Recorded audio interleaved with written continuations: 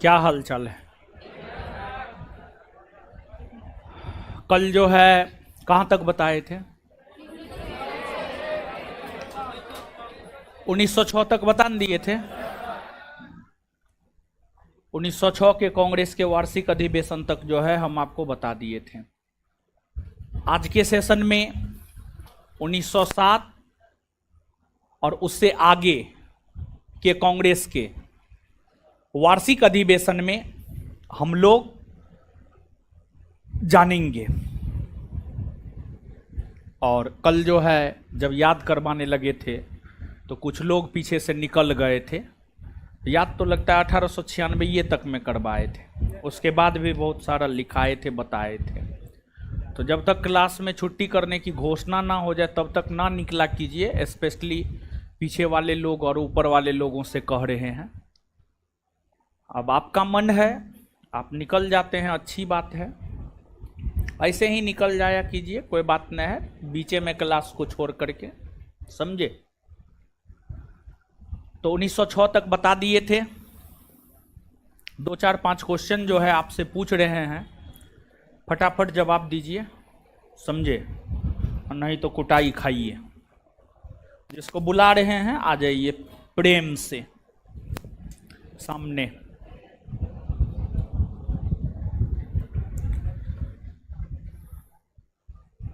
पीछे मुँह लड़काइए तो वाइट शर्ट, हाँ आ जाइए।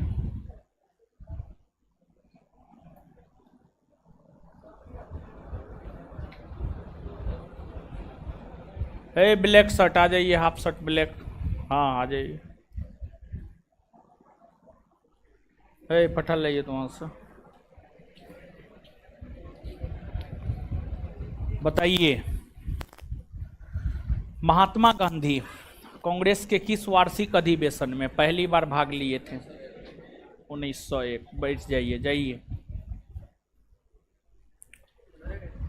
हाय, घरे गए थे? का है, कौन सेमेस्टर का एग्जाम था? एडमिट कार्ड है, दिखाइए तो।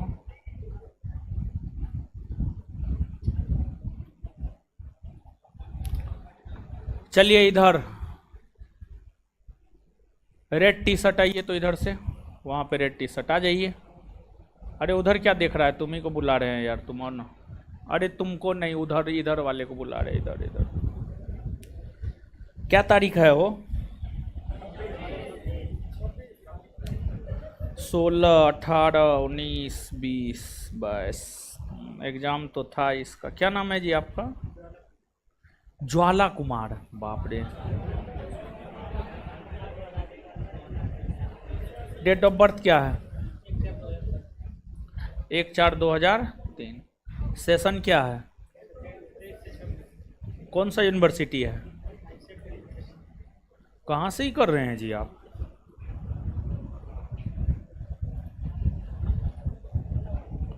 तरवा करवा PS दारू। एग्जाम वेन्यू मेन कैंपस तरवा करवा, पुलिस स्टेशन दारू, DARU दारू। दारू पीने गए थे वो? ओरिजिनल है कि डुप्लीकेट?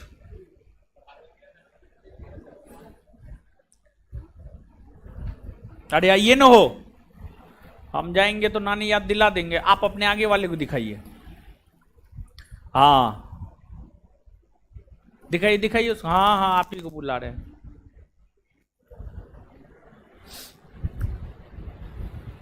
है वाइट टी शर्ट, इधर से आ जाइए, मुस्कुरा रहे हैं। उधर वो वाला रो में जो वाइट है, हाँ हाँ।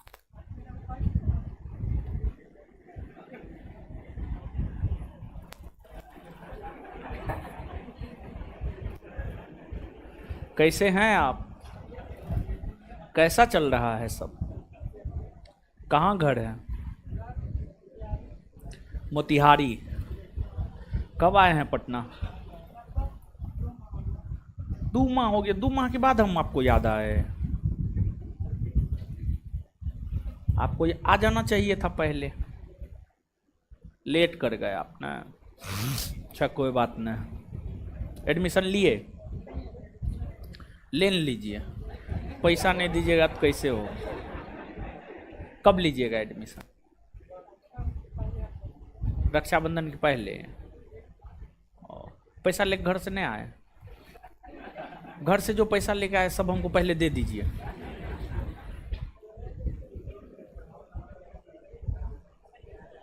जाइए।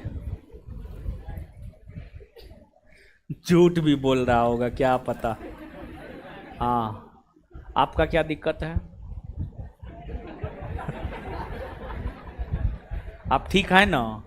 पढ़े हैं ना आप? चलिए। भारतीय राष्ट्रीय कांग्रेस के किस अधिवेशन में पहली बार राष्ट्रीय गीत वंदे मातरम गाया गया? 1906। ठीक।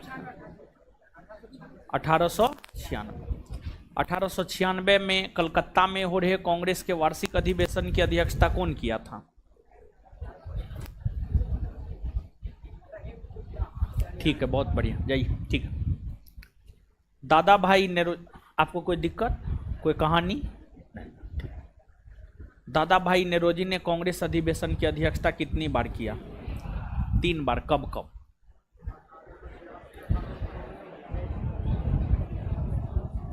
1886 सही है। 93, हाँ, और 1906। ठीक है, जाइए।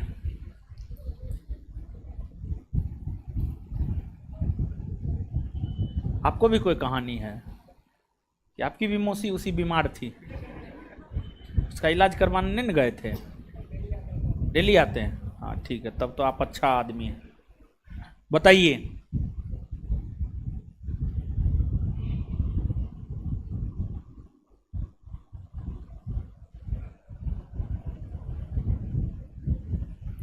कांग्रेस के प्रथम अध्यक्ष कौन हुए? आए? व्योमेश चंद्र बनर्जी। कांग्रेस के प्रथम पारसी अध्यक्ष कौन हुए? प्रथम मुस्लिम अध्यक्ष, प्रथम अंग्रेज अध्यक्ष।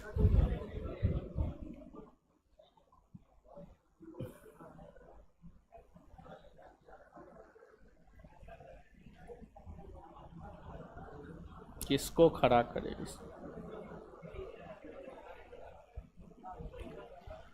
सबको तो लगता है पूछवे किए, किसको नहीं पूछे? हे, आपको भी कुछ कहना है? आए थे न कल? कांग्रेस की अध्यक्षता करते हुए किसने यह कहा था, कांग्रेसी जन पहले भारतीय हैं, बाद में वे हिंदू, मुसलमान, सिख, ईसाई हैं? George Yule. कांग्रेसी बनों का नारा कौन दिया था? बंकिम चंद्र चटर्जी। बदरुद्दीन तैयब जी दिया था। आए? चलिए,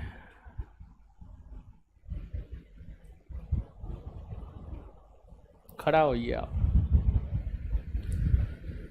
कांग्रेस की स्थापना के समय भारतीय वायसराय कौन था? डफरीन। आए? आपकी मौसी थी? बोलिए जी जल्दी, कौन था? आए? Dufferin, Irwin. इरबिन इसके मौसा जी थे लगता है। डफरी मौसी ना है? तोरी की वो दिक्कतें। तो बैठिए, बैठिए आप लोग ऐसे पूजनीय हैं। आइए पढ़ते हैं। उधर पीछे में गरिया रही है 2 लड़की।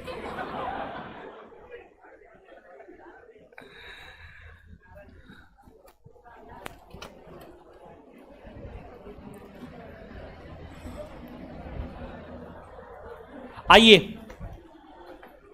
1906 तक हो गया था। 1907 अब सुनिए, समझिए, आइए बोर्ड पे समझते जाइए, लिखते जाइए और याद करते जाइए।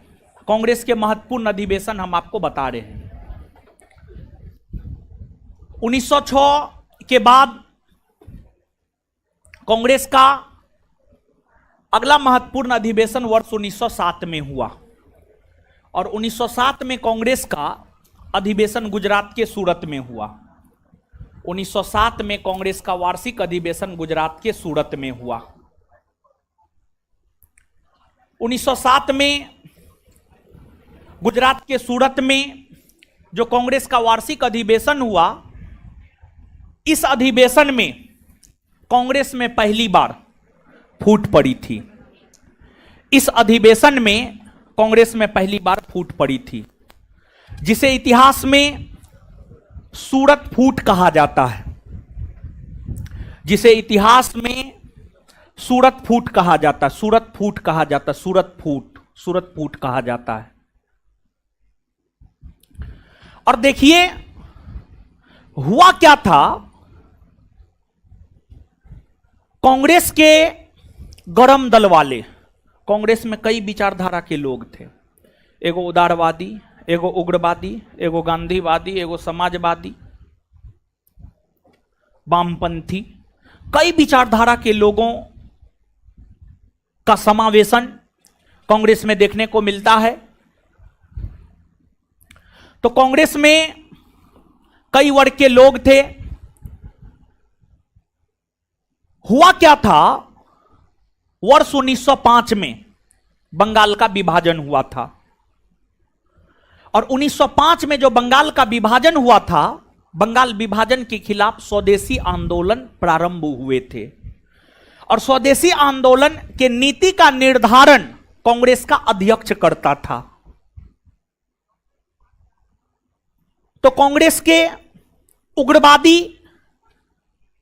विचारधारा के नेता स्वदेशी आंदोलन को अपने तरीका से चलाना चाहता था। कांग्रेस के उदारवादी विचारधारा के नेता स्वदेशी आंदोलन को अपने तरीका से चलाना चाहता था। जो कांग्रेस का अध्यक्ष होता वही स्वदेशी आंदोलन के नीति का निर्धारण करता। 1906 में भी कांग्रेस के अध्यक्ष बनने को लेकर गरम दल और नरम दल दोनों आमने सामने आ गए, लेकिन जब दादा भाई नेरोजी ने अपना नाम आगे कर दिया तो कांग्रेस के गरम दल और नरम दल दोनों पीछे हो गए। फिर से 1907 के सूरत अधिवेशन में कांग्रेस के गरम दल वाले चाह रहे थे अध्यक्ष हमारा हो, कांग्रेस के नरम दल वाले चाह रहे थे अध्यक्ष हमारा हो। और 1907 के सूरत अधिवेशन का अध्यक्ष बनने को लेकर ही स्पष्ट तौर पर कांग्रेस पहली बार गरम दल और नरम दल में विभाजित हो गया। कांग्रेस गरम दल और नरम दल में विभाजित हो गया, जिसे इतिहास में सूरत फूट कहा जाता है। और अंततः 1907 के सूरत में हो रहे अधिवेशन की अध्यक्षता रास बिहारी घोष के द्वारा की गई। रास बिहारी घोष, एक रास बिहारी बोस है और एक रास बिहारी घोष है। रास बिहारी बोस क्रांतिकारी था। रास बिहारी बोस की हम बात करें तो रास बिहारी बोस क्रांतिकारी था। और रास बिहारी घोष की अगर हम बात करें तो वो कांग्रेस के उदारवादी विचारधारा के नेता थे। कांग्रेस के उदारवादी विचारधारा के नेता थे रास बिहारी घोष, रास बिहारी घोष। और उन्होंने ही सूरत अधिवेशन की अध्यक्षता किया। उन्होंने ही कांग्रेस के 1907 के सूरत अधिवेशन की अध्यक्षता किया और इसी अधिवेशन में कांग्रेस स्पष्टता पूर्वक दो भागों में बट गया था। स्पष्टता पूर्वक दो भागों में बट गया था। तो पूछा जाता है आपसे, कांग्रेस में पहली बार फूट कब पड़ी है और कांग्रेस गरम दल और नरम दल में विभाजित हो गया है? तो कांग्रेस में पहली बार फूट पड़ी है 1907 में। कब पड़ी है? 1907 में। और कांग्रेस गरम दल और नरम दल दो वर्गों में बट गया। समझे बात को? तो नीचे से लिखिए, समझते जाइए, लिखते जाइए।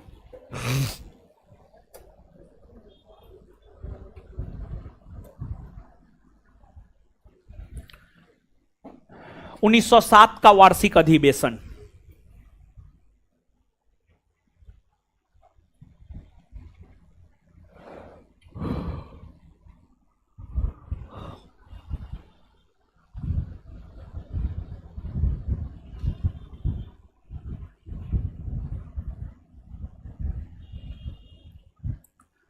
1907 का वार्षिक अधिवेशन। यह अधिवेशन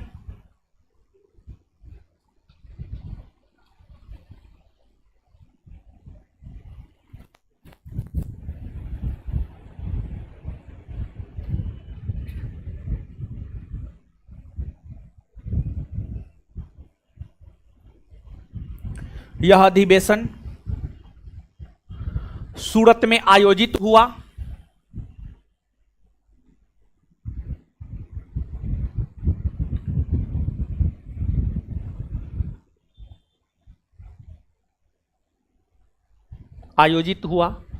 इस अधिवेशन का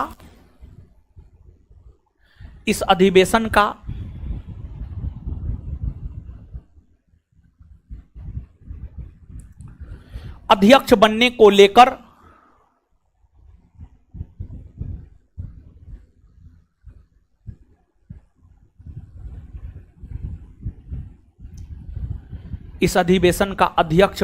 लेकर कांग्रेस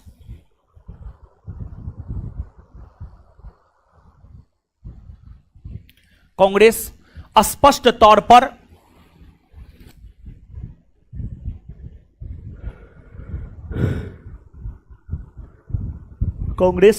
तौर पर दो भागों में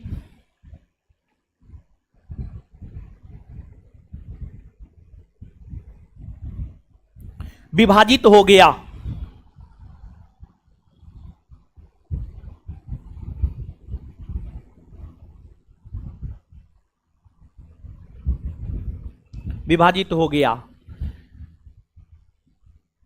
फुल स्टॉप। एक उग्रवादी और दूसरा उदारवादी कहलाया। एक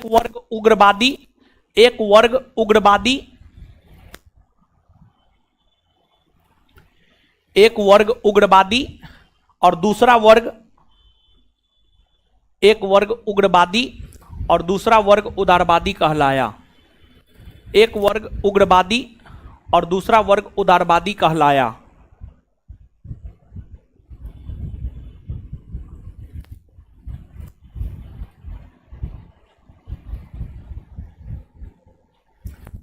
उग्रवादी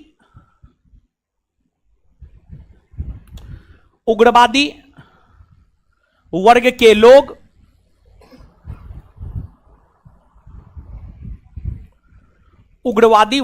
लोग इस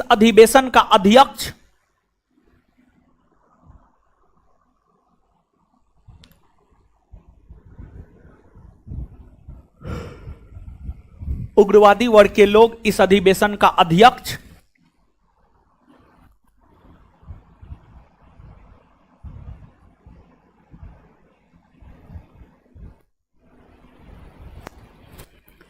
बाल गंगाधर तिलक या लाला लाजपत राय को बनाना चाहता था।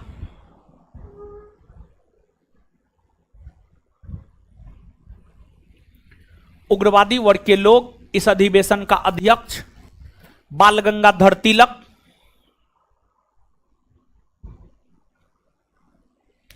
या लाला लाजपत राय को बनाना चाहता था। बाल गंगाधर तिलक या लाला लाजपत राय को बनाना चाहता था।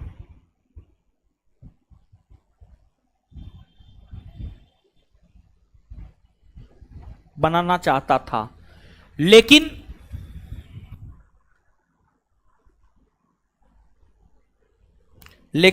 इस अधिवेशन की अध्यक्षता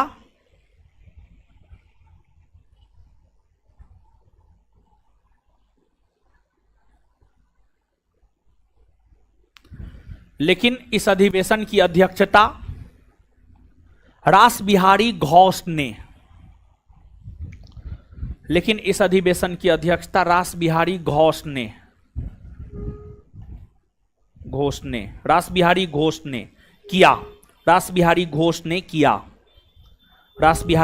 ने किया। Full stop. इसके बाद आगे आइएगा। 1908 ईस्वी की अगर हम लोग बात करें तो आइएगा बोर्ड पे।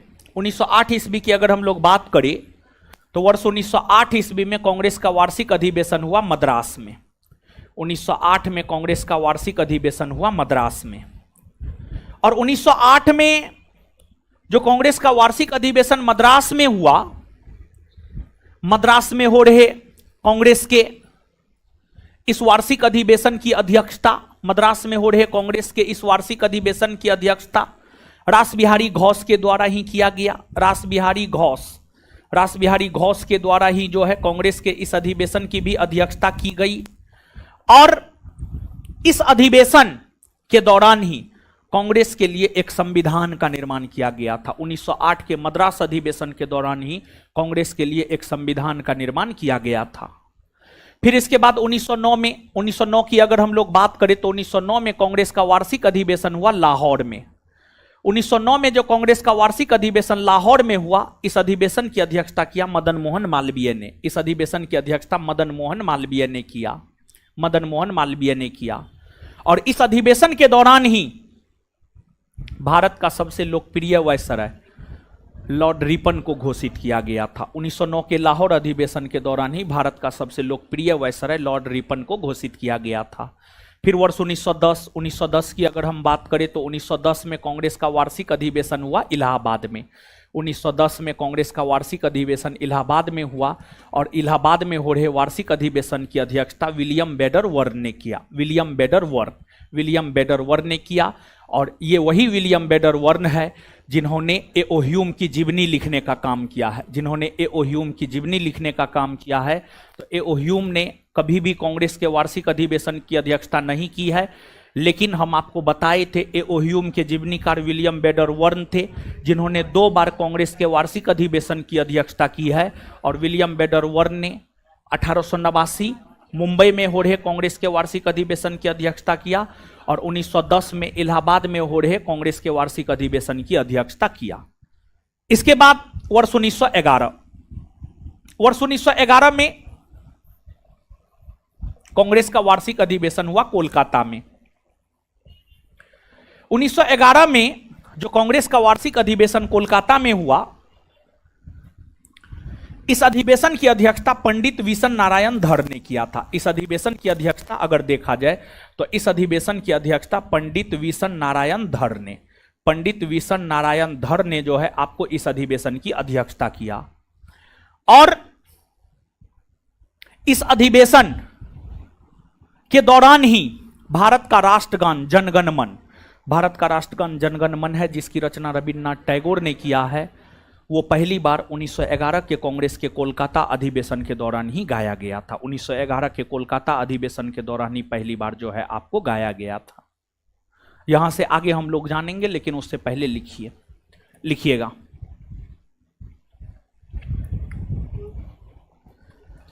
1908 का वार्षिक अधिवेशन। 1908 का वार्षिक अधिवेशन डैश देकर लिखिए।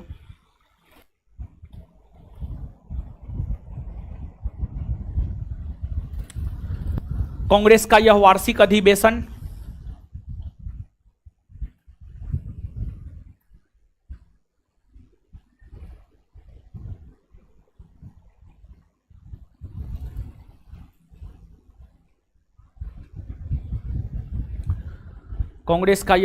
अधिवेशन मद्रास में हुआ था। कांग्रेस का यह वार्षिक अधिवेशन मद्रास में हुआ था। इसकी अध्यक्षता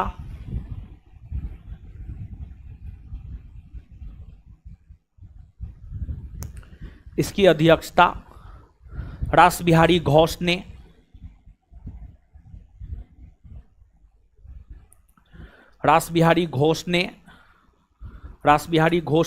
किया था। इसकी अध्यक्षता रासबिहारी घोष ने किया था। इसी अधिवेशन के दौरान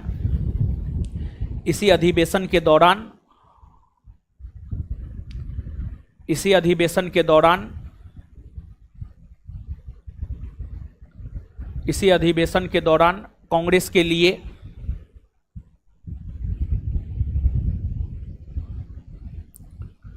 इसी अधिवेशन के दौरान कांग्रेस के लिए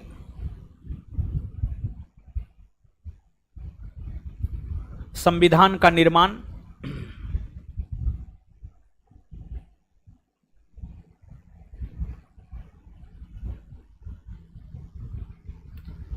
इसी अधिवेशन के दौरान कांग्रेस के लिए संविधान का निर्माण किया गया।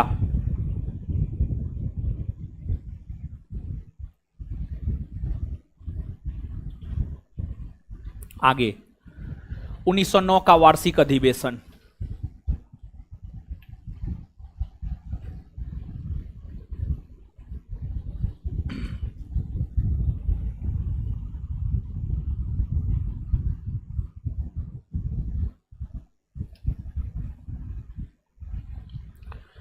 यह अधिवेशन लाहौर में हुआ।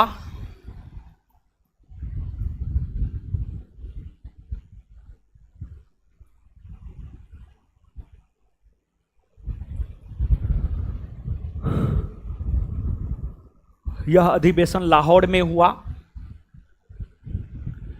इसकी अध्यक्षता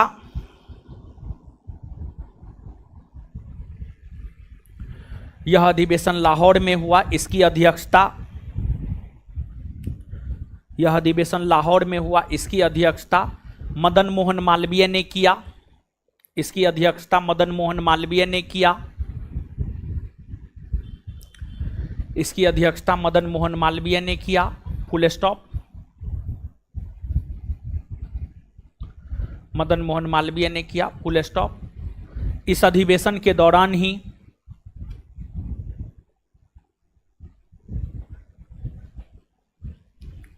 इस अधिवेशन के दौरान ही इस अधिवेशन के दौरान ही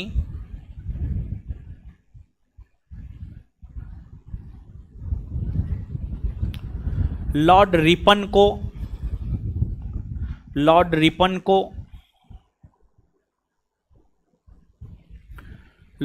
को भारत का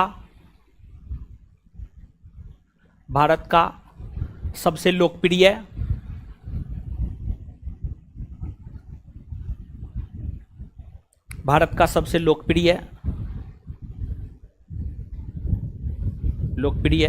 वायसराय घोषित किया गया।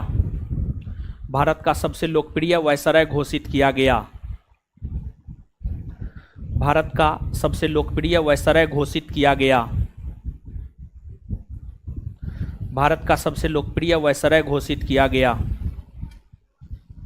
आगे 1910 का वार्षिक अधिवेशन।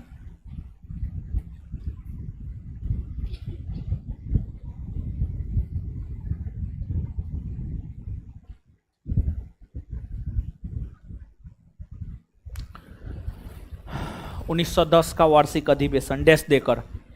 यह अधिवेशन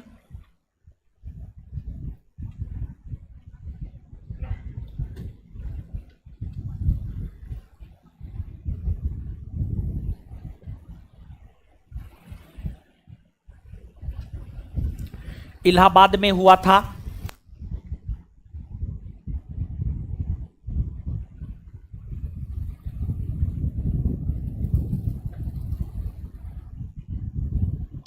यह अधिवेशन इलाहाबाद में हुआ था।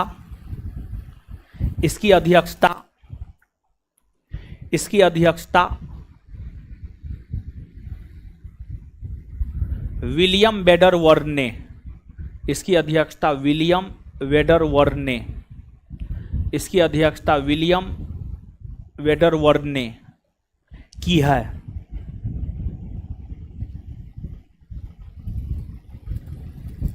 आगे 1911 का वार्षिक अधिवेशन। 1911 का वार्षिक अधिवेशन।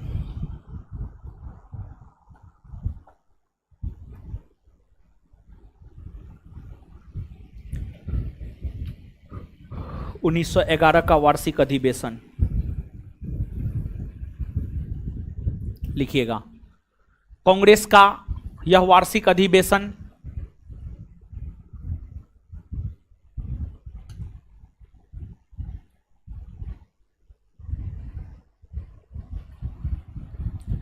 कांग्रेस का यह वार्षिक अधिवेशन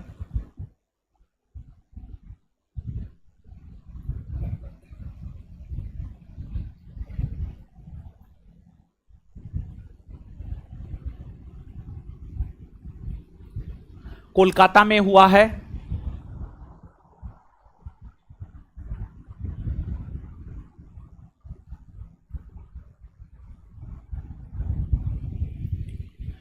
इसकी अध्यक्षता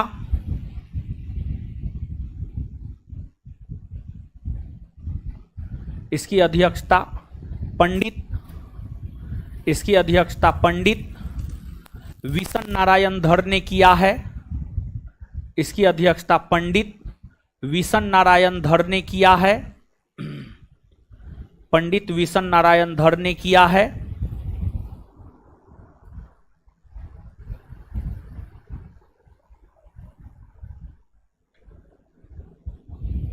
इसकी अध्यक्षता पंडित विशन नारायण धर ने किया है। Full stop. इस अधिवेशन के दौरान ही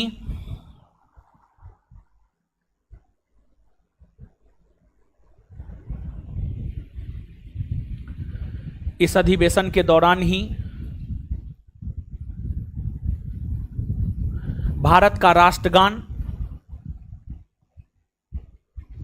जनगण मन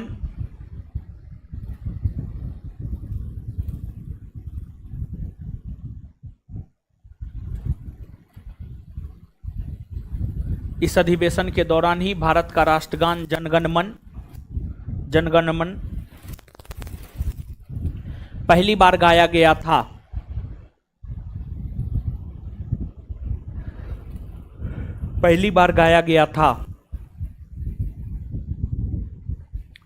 इसकी रचना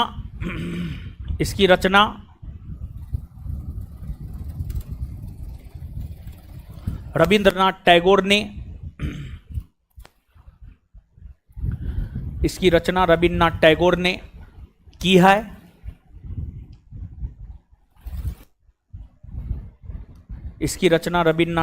ने की है।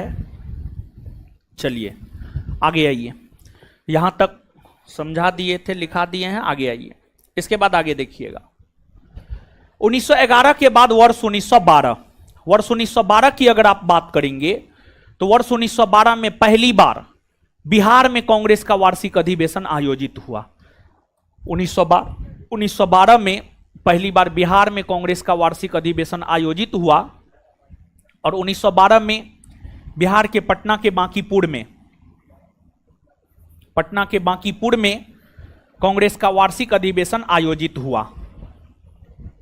और यह जो कांग्रेस का वार्षिक अधिवेशन था, इस अधिवेशन की अध्यक्षता आर.एन. माधोलकर ने किया था। 1912 के बिहार के पटना के बांकीपुर के वार्षिक अधिवेशन की अध्यक्षता आर.एन. माधोलकर ने किया था। और यह बिहार में आयोजित कांग्रेस का प्रथम वार्षिक अधिवेशन था। इस अधिवेशन के दौरान ए.ओ. ह्यूम को कांग्रेस का जनक या पिता कहा गया था। देखिए हुआ क्या था, इस अधिवेशन से पहले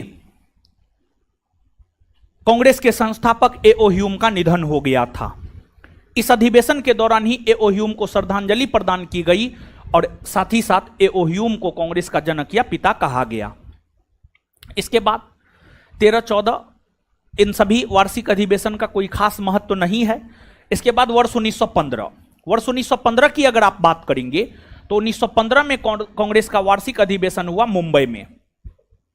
1915 में जो कांग्रेस का वार्षिक अधिवेशन मुंबई में हुआ, इस अधिवेशन की अध्यक्षता किया था सर सत्येंद्र प्रसाद सिन्हा ने।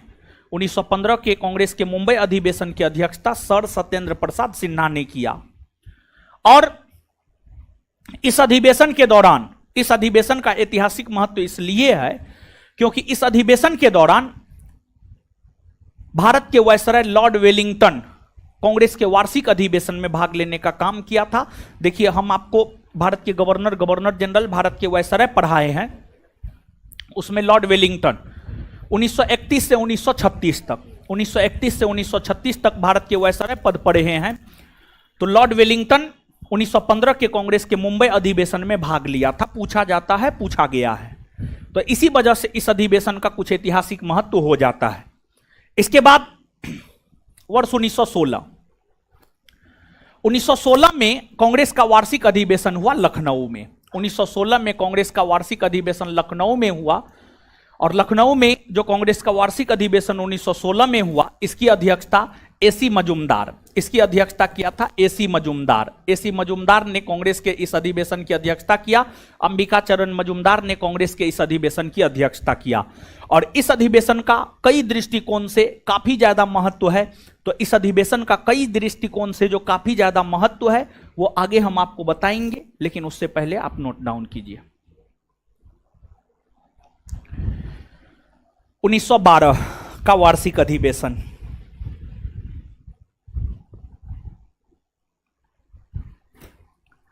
1912 का वार्षिक अधिवेशन,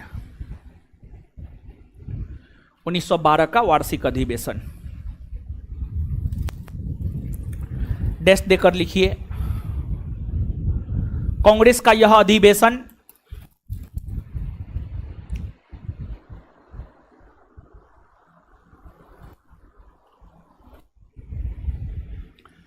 कांग्रेस का यह अधिवेशन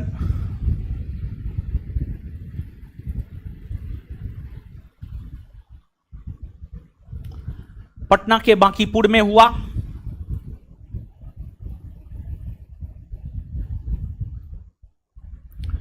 कांग्रेस का यह अधिवेशन पटना के बांकीपुर में हुआ।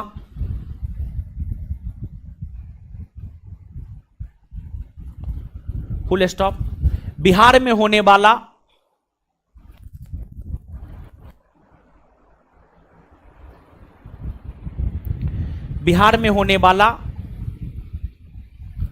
कांग्रेस का यह प्रथम वार्षिक अधिवेशन था। बिहार में होने वाला कांग्रेस का यह प्रथम वार्षिक अधिवेशन था। बिहार में होने वाला कांग्रेस का यह प्रथम वार्षिक अधिवेशन था। बिहार में होने वाला कांग्रेस का यह प्रथम वार्षिक अधिवेशन था। बिहार में होने वाला कांग्रेस का यह प्रथम वार्षिक अधिवेशन था। इसकी अध्यक्षता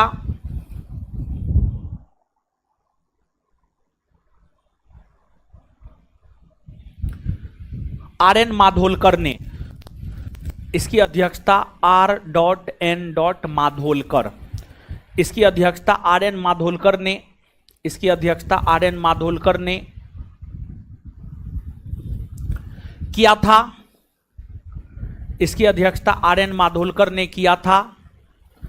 इसकी अध्यक्षता आर.एन. माधोलकर ने किया था। इस अधिवेशन के दौरान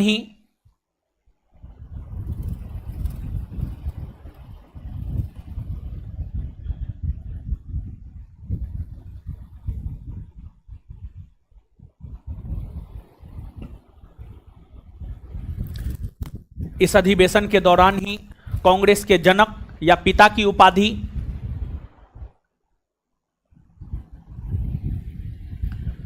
इस अधिवेशन के दौरान ही कांग्रेस के जनक या पिता की उपाधि इस अधिवेशन के दौरान ही कांग्रेस के जनक या पिता की उपाधि ए.ओ. ह्यूम को दिया गया था।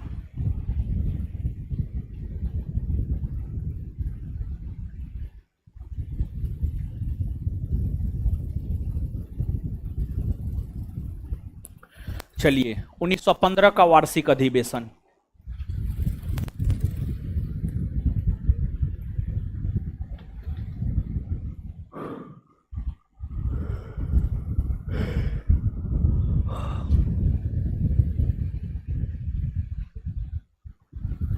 यह अधिवेशन मुंबई में हुआ था।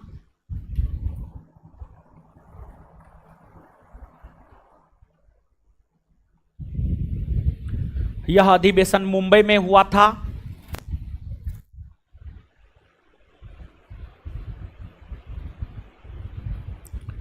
यह अधिवेशन मुंबई में हुआ था।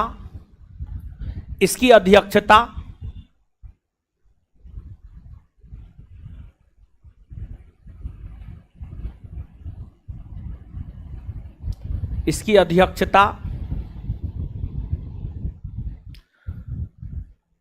सर सत्येंद्र प्रसाद सिन्हा के द्वारा, इसकी अध्यक्षता सर सत्येंद्र प्रसाद सिन्हा के द्वारा, इसकी अध्यक्षता सर सत्येंद्र प्रसाद सिन्हा के द्वारा की गई।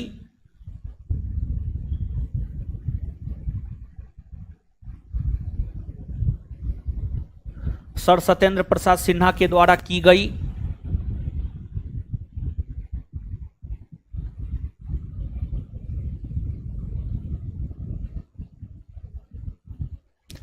इस अधिवेशन में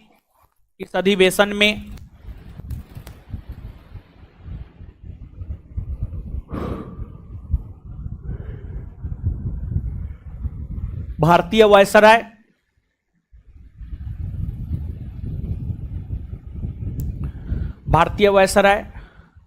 लॉर्ड वेलिंगटन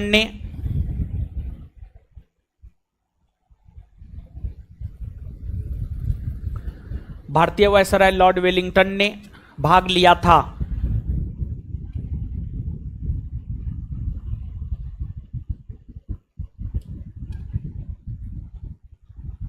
चलिए 1916 का वार्षिक अधिवेशन,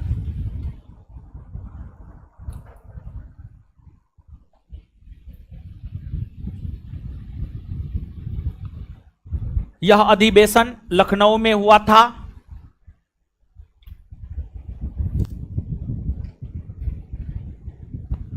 यह अधिवेशन लखनऊ में हुआ था।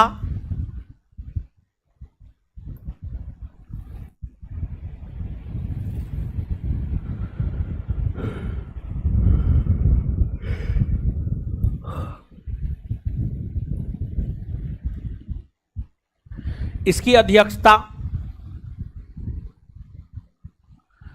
अध्यक्षता अंबिका चरण मजूमदार ने किया था।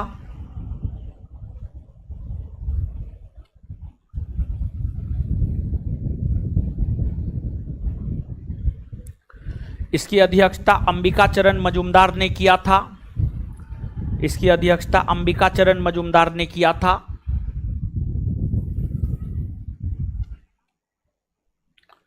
कई दृष्टिकोण से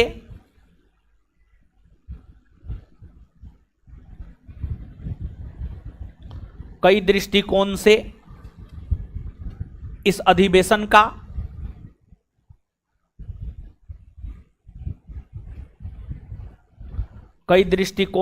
अधिवेशन का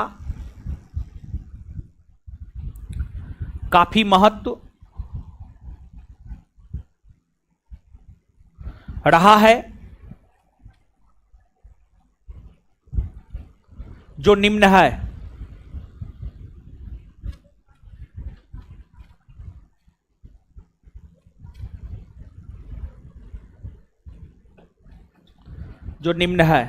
अब आइए समझिए। देखिए, पहला क्या रीजन था, समझिएगा। इस अधिवेशन के महत्व के पीछे पहला रीजन यह था कि आप याद कीजिए, कांग्रेस 1907 में उग्रवादी और उदारवादी में स्पष्ट तौर पर बट गया था। लेकिन बाल गंगाधर तिलक के प्रयास से 1916 के लखनऊ अधिवेशन में कांग्रेस के उग्रवादी और उदारवादी दोनों एक हो गए। यानी कांग्रेस जो दो भागों में उग्रवादी और उदारवादी में बट गया था, वो फिर से एक 1916 के लखनऊ अधिवेशन में हुआ। और यह करवाने में बाल गंगाधर तिलक का बहुत बड़ा योगदान रहा है। और बाल गंगाधर तिलक के साथ साथ एनी बेसेंट का भी योगदान रहा है। तो बाल गंगाधर तिलक और एनी बेसेंट के सहयोग से 1916 के लखनऊ अधिवेशन में कांग्रेस के उग्रवादी और उदारवादी या गरम दल और नरम दल वाले दोनों एक हो गए। मतलब कांग्रेस में एकता स्थापित हो गई। एक रीजन यह है इस अधिवेशन के महत्वपूर्ण होने का। दूसरा रीजन यह है, दक्षिण अफ्रीका से जब महात्मा गांधी भारत आए, दक्षिण अफ्रीका से भारत आने के बाद महात्मा गांधी ने 1916 के कांग्रेस अधिवेशन में पहली बार भाग लिया। गौर से सुनिएगा, दक्षिण अफ्रीका से आने के बाद महात्मा गांधी पहली बार कांग्रेस के 1916 के लखनऊ अधिवेशन में भाग लिए। ऐसे महात्मा गांधी 1901 के कलकत्ता अधिवेशन में पहली बार भाग लिए। उस दौरान महात्मा गांधी दक्षिण अफ्रीका में ही रह रहे थे, लेकिन कुछ काम के वजह से 1901 में भारत आए थे और फिर 1902 में दक्षिण अफ्रीका वापस लौट गए। लेकिन जब भारत आए थे तो 1901 में कांग्रेस का वार्षिक अधिवेशन हो रहा था, उसमें उन्होंने भाग लेने का काम किया पहली बार। लेकिन दक्षिण अफ्रीका से फाइनली गांधी जी भारत 9 जनवरी 1915 को आए। तो दक्षिण अफ्रीका से वापस लौटने के बाद महात्मा गांधी कांग्रेस के 1916 के लखनऊ अधिवेशन में पहली बार भाग लिए और इसी अधिवेशन में गांधी जी की मुलाकात बिहार के चंपारण के भितिहरवा गांव के किसान नेता राजकुमार शुक्ल से हुई और राजकुमार शुक्ल के कहने पर ही महात्मा गांधी चंपारण गए और चंपारण में सत्याग्रह का आयोजन किया और उसी चंपारण सत्याग्रह ने गांधी जी को महात्मा बना दिया। गांधी जी को महात्मा बना दिया। दूसरा ये रीजन है जिस वजह से यह अधिवेशन महत्वपूर्ण है।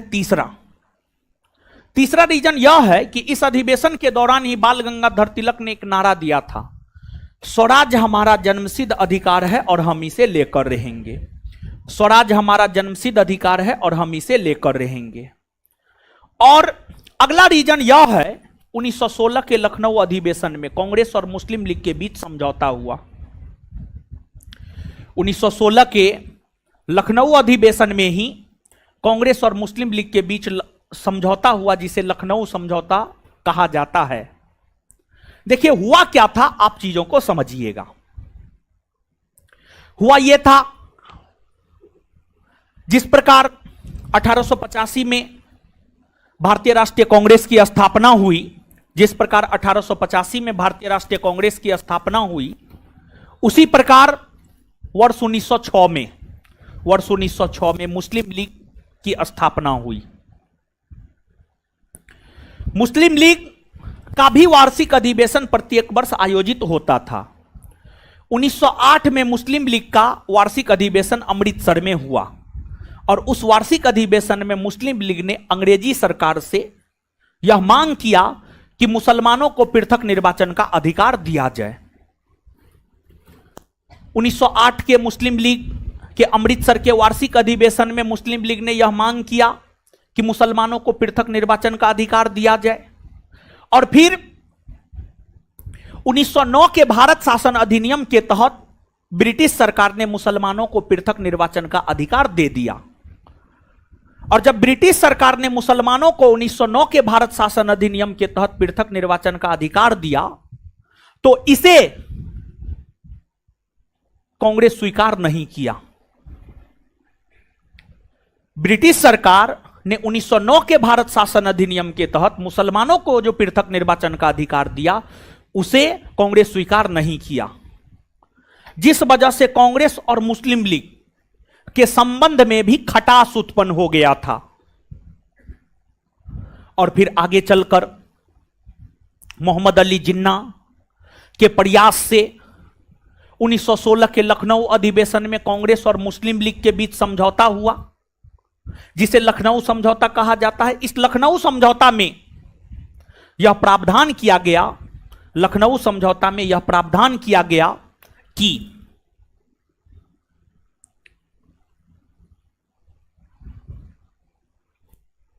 मुस्लिम लीग कांग्रेस को भारत के स्वतंत्रता आंदोलन में मदद करेगा।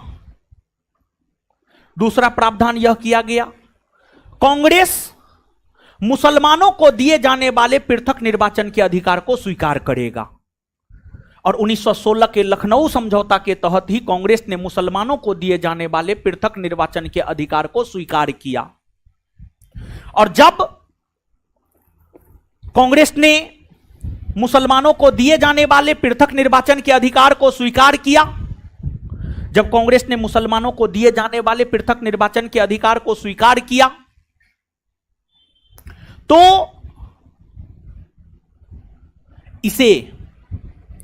तो इसका विरोध मदन मोहन मालवीय ने किया था। मदन मोहन मालवीय ने किया था, यानी आप यह भी कह सकते हैं कांग्रेस और मुस्लिम लीग के बीच जो लखनऊ समझौता हुआ है, उस लखनऊ समझौता का विरोध मदन मोहन मालवीय ने किया, मदन मोहन मालवीय ने। और लखनऊ समझौता के बाद 1916 से 1922 के बीच कांग्रेस और मुस्लिम लीग का संबंध काफी मधुर रहा, काफी अच्छा संबंध रहा कांग्रेस और मुस्लिम लीग का 1916 से 1922 के दौरान। 1916 से 1922 के दौरान कांग्रेस और मुस्लिम लीग का संबंध काफी शानदार रहा, काफी बेहतर बना रहा। इस अवधि के दौरान कांग्रेस और मुस्लिम लीग दोनों एक दूसरे के कंधा से कंधा मिलाकर काम किया। तो ये तमाम रीजन है जिस वजह से 1916 के लखनऊ अधिवेशन का काफी ज्यादा ऐतिहासिक महत्व है। तो नीचे से एक नंबर में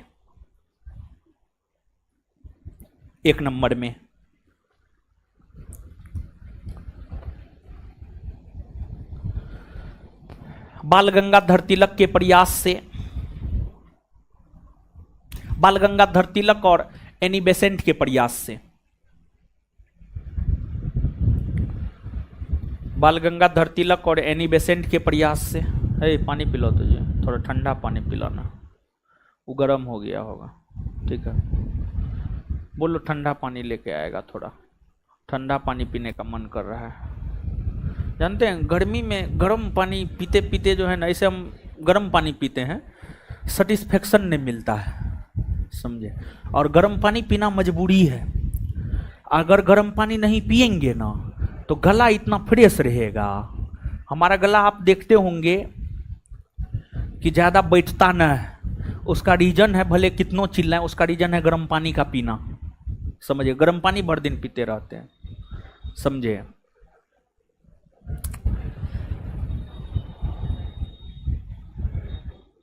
लिखिए,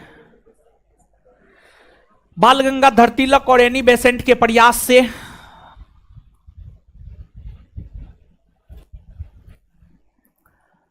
कांग्रेस के गरम दल और नरम दल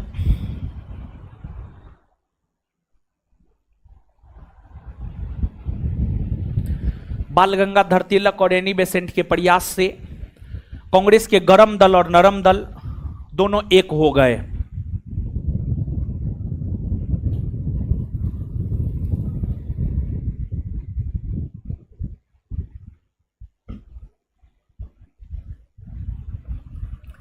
कांग्रेस के गरम दल और नरम दल दोनों एक हो गए। दूसरा,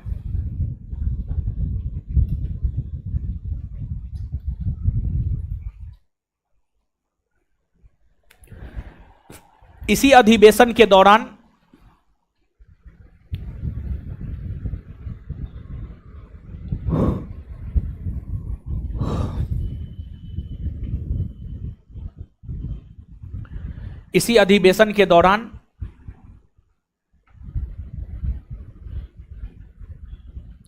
बाल गंगाधर तिलक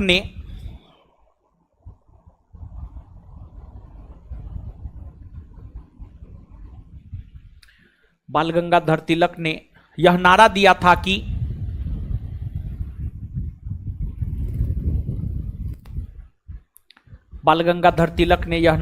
था कि स्वराज्य हमारा जन्मसिद्ध अधिकार है।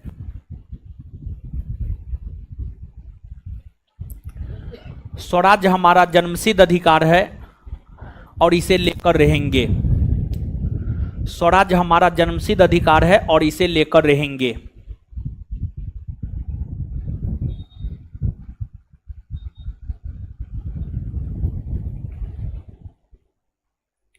नेक्स्ट पॉइंट, दक्षिण अफ्रीका से भारत वापस लौटने के बाद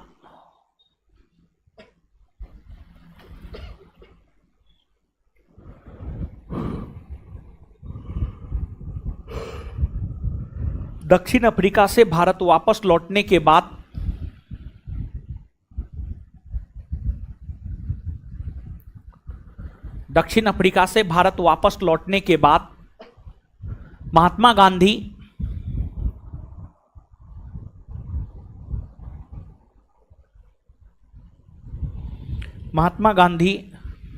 1916 के लखनऊ अधिवेशन में ही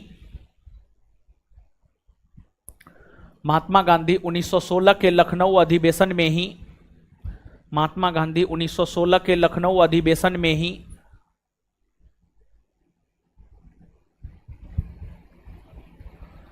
पहली बार भाग लिए।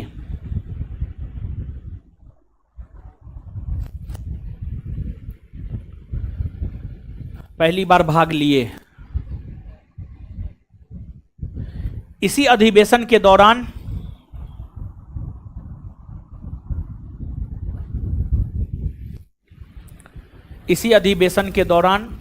गांधी जी की मुलाकात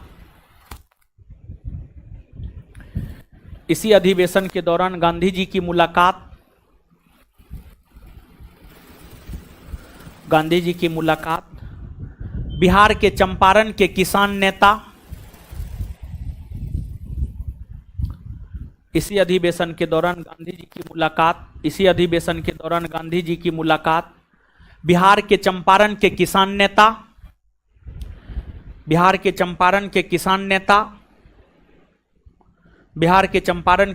नेता राजकुमार शुक्ल के साथ हुआ।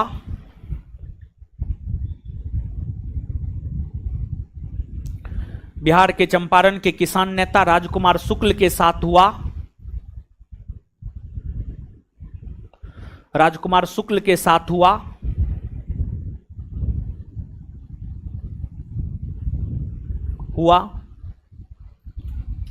बहरे बहादुर यानी पानी खरीदिए के ले आया, और तो पूरा ठंडा होगा। नहीं खरीद के लाया है जी, है नल का है। ये तो बहुत ठंडा होगा, मतलब एक के बारे में गला को बैठाइए देगा। ये तो दिमाग है टीपू सुल्तान। टीपू सुल्तान, इसका नाम सही में टीपू सुल्तान है। हमको भी, हम इस टीपू नाम है। हाँ, हम भी इसको जब पहली बार ये हमसे मिला तो पूछे क्या नाम है, बोला टीपू सुल्तान। बोले सच में नाम है टीपू सुल्तान? तब दिखाया अपना आधार कार्ड, तब हमको विश्वास हुआ यहाँ सही में टीपू सुल्तान नाम। ठीक है, नमाज पढ़ने होता है?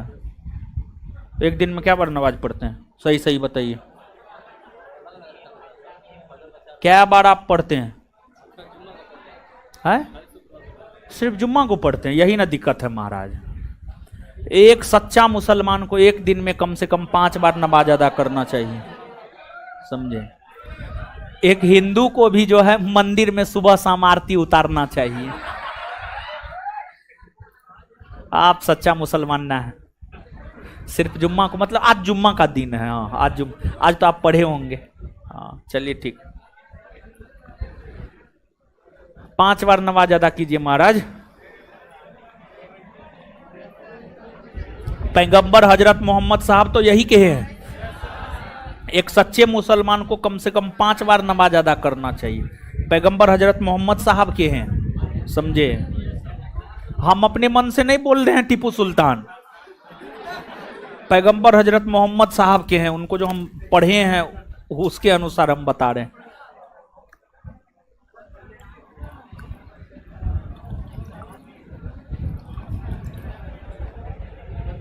हाँ,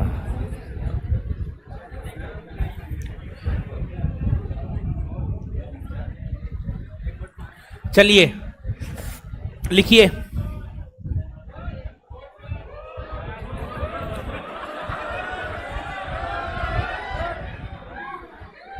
राजकुमार शुक्ल के साथ हुआ, फुल स्टॉप। पहले पढ़िए ना तब बात करेंगे। राजकुमार शुक्ल के कहने पर ही, उसी में राजकुमार शुक्ल के कहने पर ही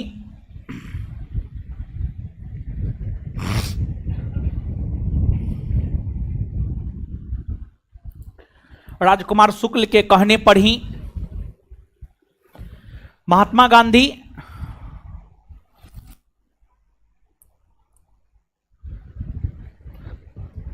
गांधी चंपारण पहुंचे।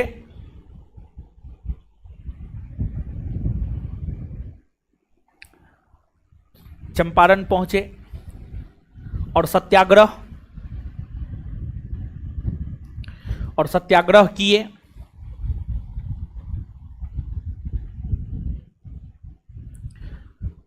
जिसे चंपारण सत्याग्रह कहा जाता है।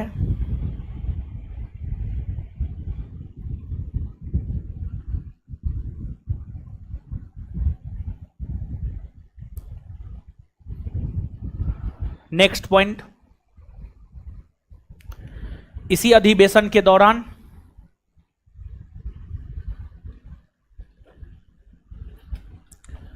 इसी अधिवेशन के दौरान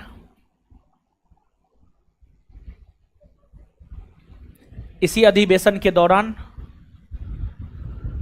इसी अधिवेशन के दौरान कांग्रेस और मुस्लिम लीग के बीच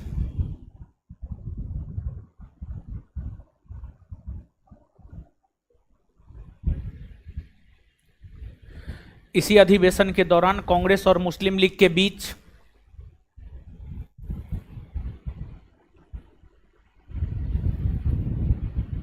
कांग्रेस और मुस्लिम लीग के बीच मोहम्मद अली जिन्ना के प्रयास से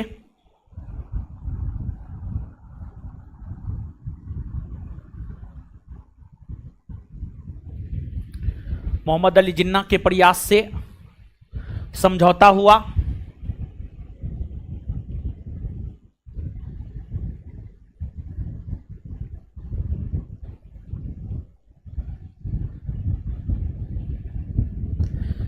जिसे लखनऊ समझौता कहा जाता है, जिसे लखनऊ समझौता कहा जाता है।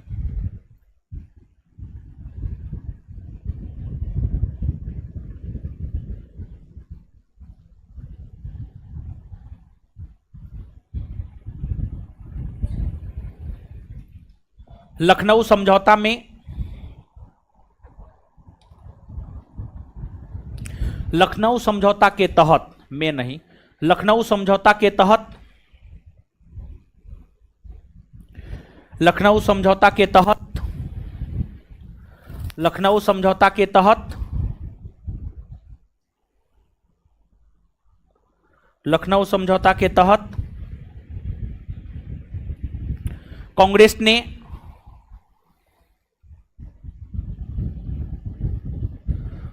ने मुसलमानों को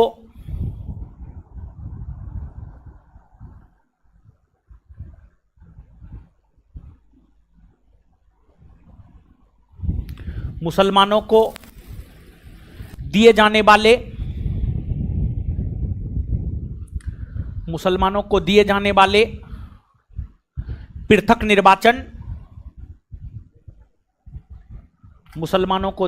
वाले पृथक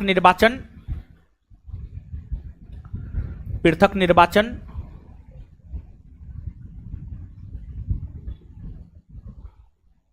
के अधिकार को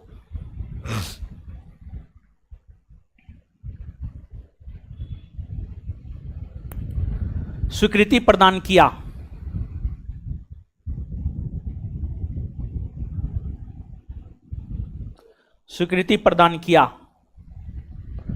बदले में मुस्लिम लीग ने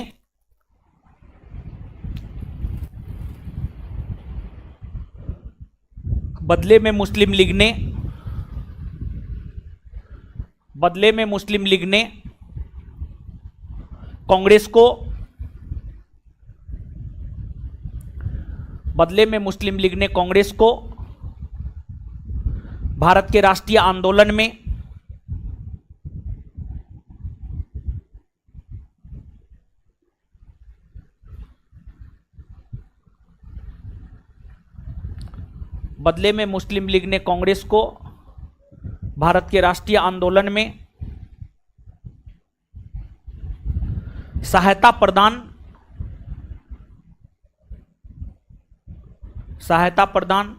करने का आश्वासन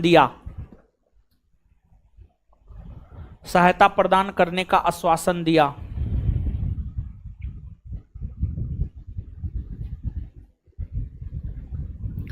अब नोट देकर के 2-3 पॉइंट लिखिए। नोट देकर के 2-3 पॉइंट, नोट में 2-3 पॉइंट लिखिएगा। नोट देकर के 2-3 पॉइंट। नोट में पहला पॉइंट, श्रीमती सरोजिनी नायडू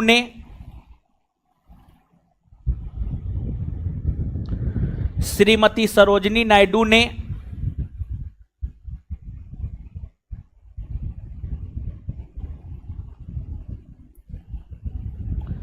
श्रीमती सरोजिनी नायडू ने मोहम्मद अली जिन्ना को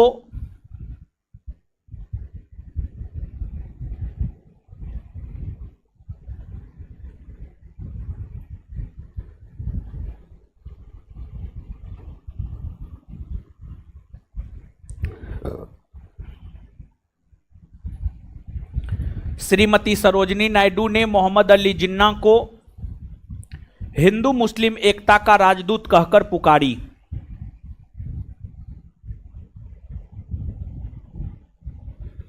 श्रीमती सरोजिनी नायडू ने मोहम्मद अली जिन्ना को हिंदू मुस्लिम एकता का राजदूत कहकर पुकारी।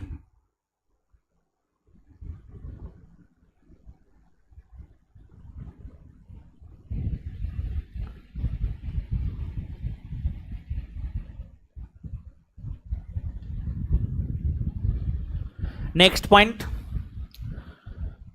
कांग्रेस और मुस्लिम लीग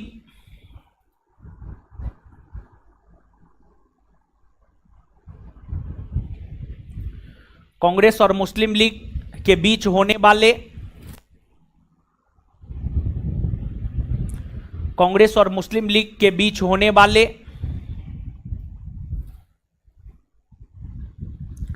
लखनऊ समझौता का विरोध। कांग्रेस और मुस्लिम लीग के बीच होने वाले लखनऊ समझौता का विरोध। कांग्रेस और मुस्लिम लीग के बीच होने वाले लखनऊ समझौता का विरोध मदन मोहन मालवीय ने किया।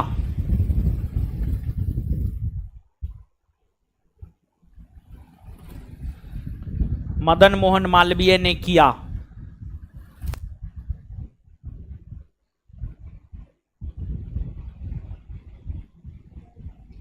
मदन मोहन मालवीय ने किया। तीसरा पॉइंट, वर्ष 1916 से 1922 का कालखंड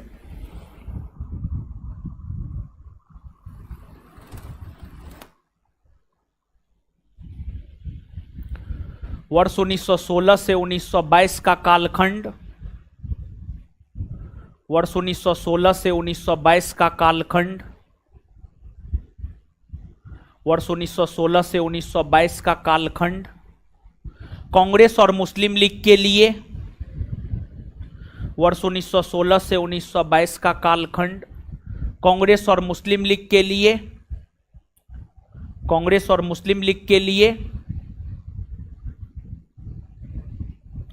कांग्रेस और मुस्लिम लीग के लिए मतैक्य, बोर्ड पे लिख रहे हैं, मतैक्य, मतैक्य,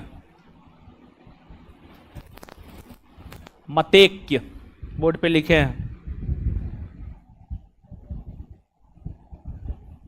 मतैक्य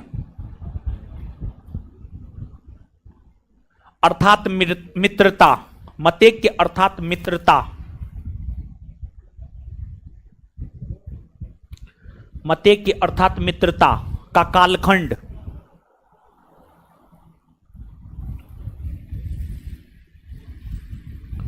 मतैक्य अर्थात मित्रता का कालखंड कहा जाता है।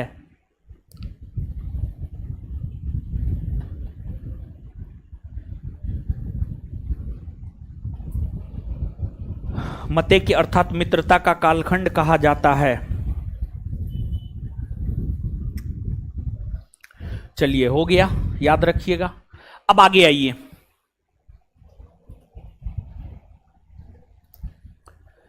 वर्ष 1917, आगे आइएगा, समझिएगा। वर्ष 1917, देखिए, वर्ष 1917 की अगर आप बात करेंगे तो वर्ष 1917 में कांग्रेस का वार्षिक अधिवेशन हुआ कोलकाता में। कोलकाता में। और 1917 में जो कांग्रेस का वार्षिक अधिवेशन कोलकाता में हुआ, कांग्रेस के इस वार्षिक अधिवेशन का अध्यक्ष श्रीमती सरोजिनी नायडू को बनाया गया। श्रीमती सरोजिनी नायडू को बनाया गया। श्रीमती सरोजिनी नायडू आयरलैंड की रहने वाली थी। यह श्रीमती सरोजिनी नायडू बोल दिए, सॉरी। 1917 के कांग्रेस के कलकत्ता अधिवेशन की अध्यक्षता श्रीमती एनी बेसेंट ने की। श्रीमती एनी बेसेंट ने की। 1917 के कांग्रेस के कोलकाता अधिवेशन की अध्यक्षता श्रीमती एनी बेसेंट ने की। और जो श्रीमती एनी बेसेंट है, ये भारत की नहीं थी, बल्कि ये आयरलैंड की रहने वाली थी, आयरिश महिला थी एनी बेसेंट। और एनी बेसेंट को 1917 के कांग्रेस के कोलकाता अधिवेशन का अध्यक्ष इसलिए बनाया गया, इससे पहले वर्ष 1916 में एनी बेसेंट के द्वारा मद्रास के क्षेत्र में होम रूल लीग आंदोलन चलाया गया था, गृह स्वशासन आंदोलन चलाया गया था, गृह स्वशासन आंदोलन चलाया गया था। एनी बेसेंट के द्वारा 1916 में मद्रास के क्षेत्र में जो होम रूल लीग आंदोलन चलाया गया था, उसमें काफी ज्यादा लोकप्रिय हुई थी एनी बेसेंट, और उनकी लोकप्रियता को देखते हुए ही 1917 के कलकत्ता अधिवेशन का अध्यक्ष इन्हें बनाया गया, और यह कांग्रेस की प्रथम महिला अध्यक्ष है। वर्ष 1917 ईस्वी तक की अगर बात की जाए तो प्रत्येक वर्ष कांग्रेस का सिर्फ एक वार्षिक अधिवेशन आयोजित होता था। प्रत्येक वर्ष कांग्रेस का सिर्फ एक वार्षिक अधिवेशन आयोजित होता था। लेकिन पहली बार वर्ष 1918 में, पहली बार वर्ष 1918 में कांग्रेस का विशेष अधिवेशन आयोजित किया गया। पहली बार वर्ष 1918 में कांग्रेस का विशेष अधिवेशन आयोजित किया गया। और पहली बार वर्ष 1918 में कांग्रेस का विशेष अधिवेशन मुंबई में आयोजित किया गया। पहली बार कांग्रेस का विशेष अधिवेशन 1918 में मुंबई में आयोजित किया गया, और इस अधिवेशन की अध्यक्षता हसन इमाम ने किया। हसन इमाम ने किया। देखिए हुआ क्या था, अगस्त 1917 में एक घोषणा भारत सचिव के पद पर आसीन लॉर्ड मॉन्टेग्यू के द्वारा किया गया था, जिस घोषणा को अगस्त घोषणा 1917 या मॉन्टेग्यू घोषणा 1917 कहते हैं। और मॉन्टेग्यू घोषणा 1917 में यह कहा गया कि ब्रिटिशों का यह प्रयास रहेगा कि ब्रिटिश भारत में धीरे धीरे उत्तरदायी शासन की स्थापना करेगा। ब्रिटिश भारत में धीरे धीरे उत्तरदायी शासन की स्थापना करेगा। यह घोषणा मॉन्टेग्यू घोषणा 1917 या अगस्त घोषणा 1917 में किया गया। उसी अगस्त घोषणा या मॉन्टेग्यू घोषणा पर विचार विमर्श करने के लिए 1918 में मुंबई में पहला विशेष अधिवेशन आयोजित हुआ, जिसकी अध्यक्षता हसन इमाम ने किया। और इस अधिवेशन के दौरान कांग्रेस में फिर से फूट पड़ गई। कांग्रेस फिर से स्पष्टता पूर्वक दो भागों में बट गया, क्योंकि जो अगस्त घोषणा या मॉन्टेग्यू घोषणा था, उस अगस्त घोषणा या मॉन्टेग्यू घोषणा को कांग्रेस के उदारवादी नेताओं ने स्वीकृति प्रदान कर दी। कांग्रेस के उदारवादी नेताओं ने मॉन्टेग्यू घोषणा या अगस्त घोषणा को भारत के लिए मैग्ना कार्टा कहा, लेकिन वही उग्रवादी नेता मॉन्टेग्यू घोषणा को अस्वीकार कर दिया। उग्रवादी नेता मॉन्टेग्यू घोषणा को अस्वीकार कर दिया, और उग्रवादी नेताओं ने मॉन्टेग्यू घोषणा को सूर्यविहीन उषा काल कहा, मतलब वैसा प्रातः, वैसा सुबह जिसमें सूर्योदय हुआ ही ना हो, और वैसा प्रातः जिसमें सूर्योदय ना हुआ हो, तो उस प्रातः उस सुबह का कोई महत्व नहीं रह जाता है। मतलब उग्रवादियों का यह मानना था कि मॉन्टेग्यू घोषणा में कुछ नहीं है, लेकिन उदारवादियों ने इसे मैग्ना कार्टा कहा। तो उस मॉन्टेग्यू घोषणा को लेकर कांग्रेस में दूसरी बार फूट 1918 में पड़ गई। इसके बाद 1918 में वार्षिक अधिवेशन भी हुआ। 1918 में वार्षिक अधिवेशन हुआ दिल्ली में। 1918 में कांग्रेस का वार्षिक अधिवेशन हुआ दिल्ली में। और 1918 में जो कांग्रेस का वार्षिक अधिवेशन दिल्ली में हुआ, इस अधिवेशन का अध्यक्ष बाल गंगाधर तिलक को बनाया गया। लेकिन बाल गंगाधर तिलक वेलेंटाइन सिरोल केस की पैरवी में चले गए लंदन। देखिए, वेलेंटाइन सिरोल एक अंग्रेज विद्वान था। उन्हें, वैलेंटाइन सिरोल एक अंग्रेज विद्वान था, उन्होंने इंडियन अनरेस्ट नामक पुस्तक की रचना की थी और उन्होंने बाल गंगाधर तिलक को भारतीय अशांति का जन्मदाता कहा था। वैलेंटाइन सिरोल ने बाल गंगाधर तिलक को भारतीय अशांति का जन्मदाता कहा था। इसी को लेकर बाल गंगाधर तिलक ने वैलेंटाइन सिरोल पर केस कर दिया था और उसी केस की पैरवी में बाल गंगाधर तिलक चले गए थे लंदन। इसी वजह से 1918 के दिल्ली के वार्षिक अधिवेशन की अध्यक्षता बाल गंगाधर तिलक नहीं कर पाए और फिर 1918 के दिल्ली के वार्षिक अधिवेशन की अध्यक्षता मदन मोहन मालवीय ने किया। 1918 के दिल्ली के वार्षिक अधिवेशन की अध्यक्षता मदन मोहन मालवीय ने किया। फिर 1919 में कांग्रेस का वार्षिक अधिवेशन पंजाब के अमृतसर में हुआ। 1919 में कांग्रेस का वार्षिक अधिवेशन पंजाब के अमृतसर में हुआ और इस अमृतसर अधिवेशन की अध्यक्षता पंडित मोतीलाल नेहरू ने किया था। मोतीलाल नेहरू पंडित जवाहरलाल नेहरू के पिताजी, पंडित जवाहरलाल नेहरू के पिताजी मोतीलाल नेहरू ने ही कांग्रेस के 1919 के अमृतसर अधिवेशन की अध्यक्षता किया। और इस अधिवेशन के दौरान जलियांवाला बाग हत्याकांड की भर्त्सना की गई, अर्थात आलोचना की गई। जलियांवाला बाग हत्याकांड की आलोचना की गई और इस अधिवेशन में बाल गंगाधर तिलक अंतिम बार भाग लिए, क्योंकि इसके बाद 1 अगस्त 1920, अगले साल 1 अगस्त 1920 को बाल गंगाधर तिलक का निधन ही हो गया था। बाल गंगाधर तिलक कांग्रेस के 1919 के अमृतसर अधिवेशन में जो है आपको अंतिम बार भाग लिए थे और अमृतसर में 1919 का वार्षिक अधिवेशन इसलिए रखा गया था क्योंकि 13 अप्रैल 1919 को जलियांवाला बाग हत्याकांड अमृतसर में हुआ था। तो अमृतसर काफ़ी सेंसेटिव था, काफ़ी चर्चा में था। इसी वजह से कांग्रेस ने 1919 का अपना वार्षिक अधिवेशन अमृतसर में रखने का काम किया। ठीक है, लिखिए, लिखिएगा 1917 का वार्षिक अधिवेशन, 1917 का वार्षिक अधिवेशन डैश देकर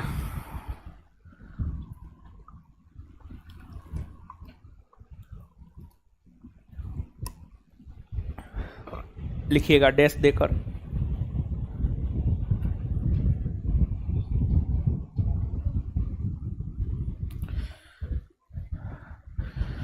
यह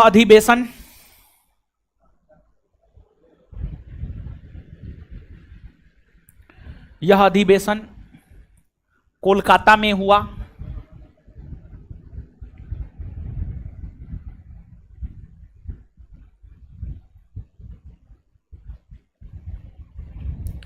यह अधिवेशन कोलकाता में हुआ। इसकी अध्यक्षता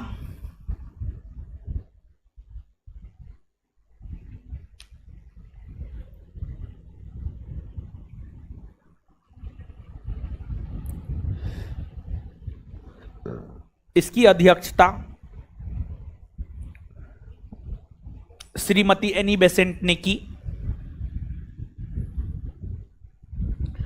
इसकी अध्यक्षता श्रीमती एनी बेसेंट ने की। Full stop. Annie Besant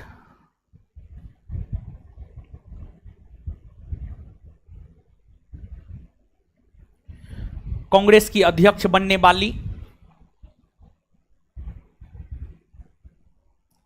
Annie Besant Congress की अध्यक्ष बनने वाली प्रथम महिला हुई।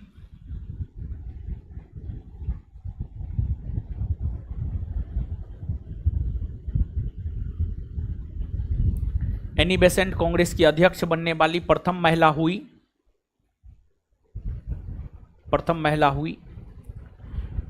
ये आयरलैंड की रहने वाली थी।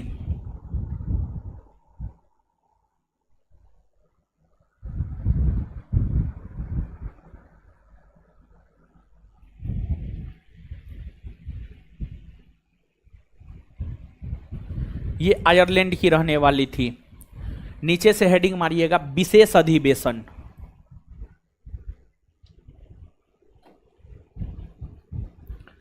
विशेष अधिवेशन डैश देकर विशेष अधिवेशन डैश देकर पहली बार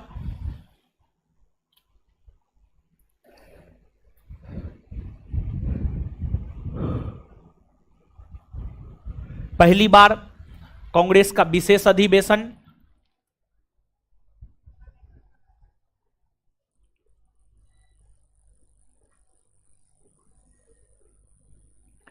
पहली बार कांग्रेस का विशेष अधिवेशन 1918 ईस्वी में, पहली बार कांग्रेस का विशेष अधिवेशन 1918 ईस्वी में, पहली बार कांग्रेस का विशेष अधिवेशन 1918 ईस्वी में मुंबई में,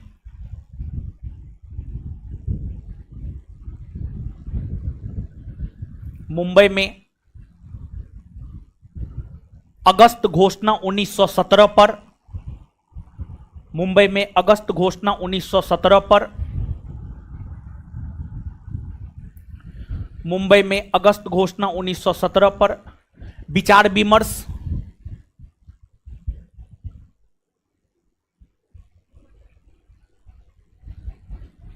करने को लेकर आयोजित हुआ।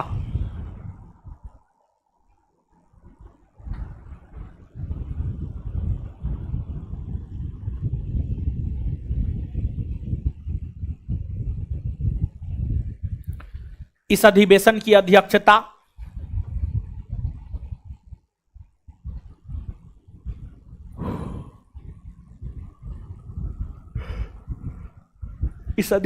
अध्यक्षता हसन इमाम ने, हसन इमाम, इस अधिवेशन की अध्यक्षता हसन इमाम ने किया।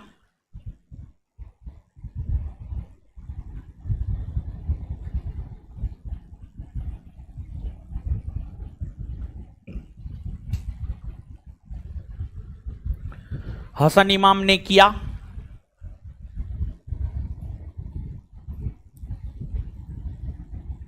Full stop.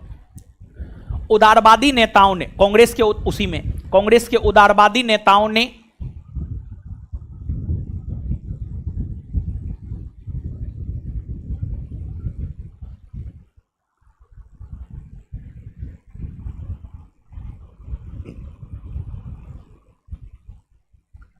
कांग्रेस के उदारवादी नेताओं ने अगस्त घोषणा को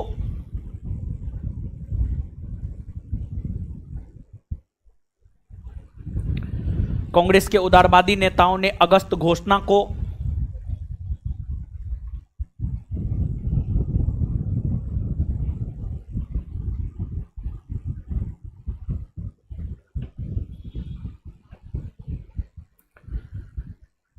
स्वीकृति प्रदान करते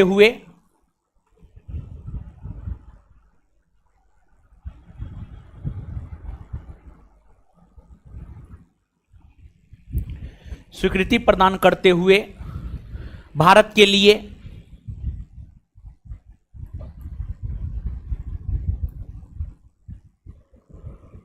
के लिए मैग्ना कार्टा,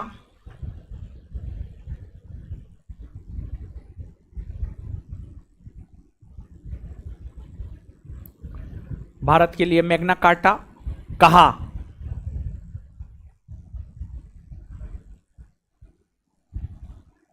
वहीं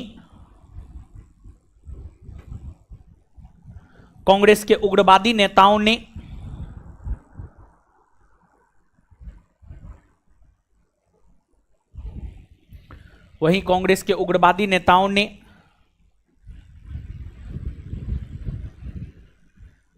अगस्त घोषणा को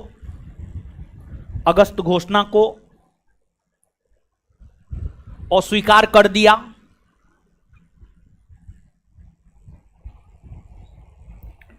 अगस्त घोषणा को अस्वीकार कर दिया, अर्थात फिर से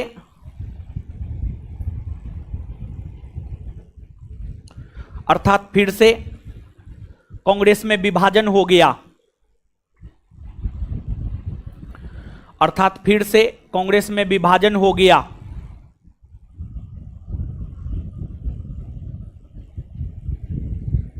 अर्थात फिर से कांग्रेस में विभाजन हो गया। यह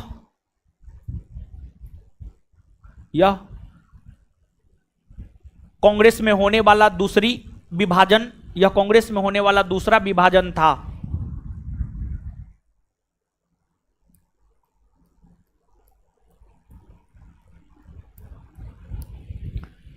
यह कांग्रेस में होने वाला दूसरा विभाजन था। यह कांग्रेस में होने वाला दूसरा विभाजन था। यह कांग्रेस में होने वाला दूसरा विभाजन था। नोट देकर लिखिएगा, नोट देकर लिखिएगा। बाल गंगाधर तिलक ने अगस्त घोषणा को, बाल गंगाधर तिलक ने अगस्त घोषणा को, बाल गंगाधर तिलक ने अगस्त घोषणा को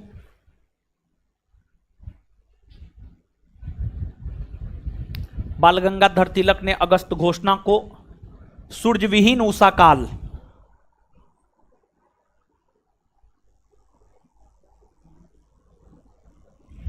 बाल गंगाधर तिलक ने अगस्त घोषणा को सूर्यविहीन उषा काल, बाल गंगाधर तिलक ने अगस्त घोषणा को सूर्यविहीन उषा काल की संज्ञा दिया। सूर्यविहीन उषा काल की संज्ञा दिया। सूर्यविहीन उषा काल की संज्ञा दिया। आगे हेडिंग मारिएगा 1918 का वार्षिक अधिवेशन।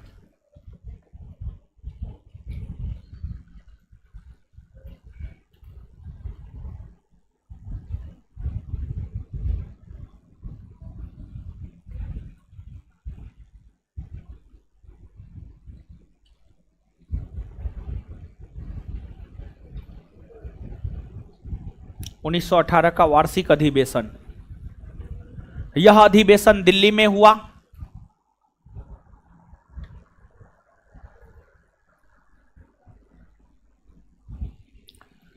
उन्नीस सौ 18 का वार्षिक अधिवेशन डैश दे करके, यह अधिवेशन दिल्ली में हुआ। इसका अध्यक्ष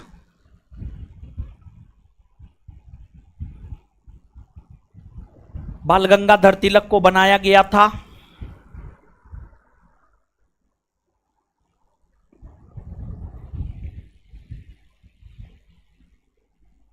इसका अध्यक्ष बाल गंगाधर तिलक को बनाया गया था।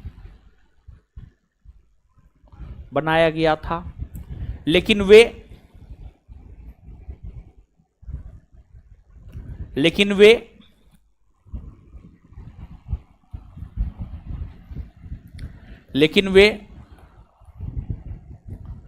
वैलेंटाइन सिरोल केस, यहां लिख रहे हैं वैलेंटाइन सिरोल केस, लेकिन वे वैलेंटाइन सिरोल केस की पैरवी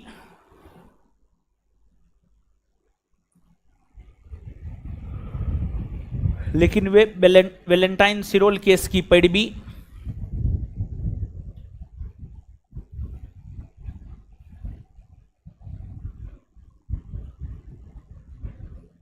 हेतु लंदन चले गए।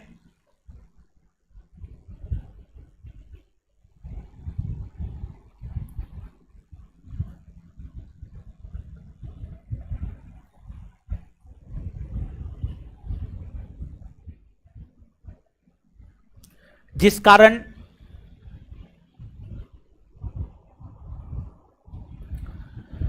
इस अधिवेशन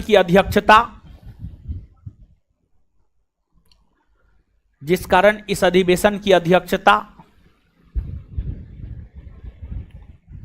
मदन मोहन मालवीय ने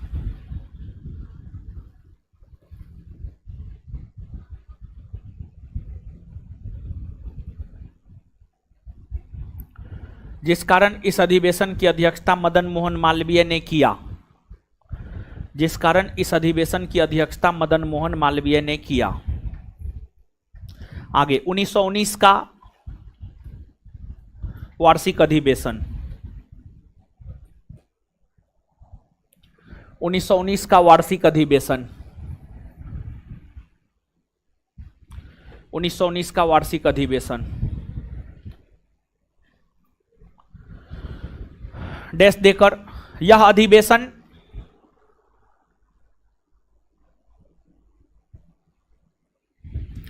अमृतसर में आयोजित हुआ।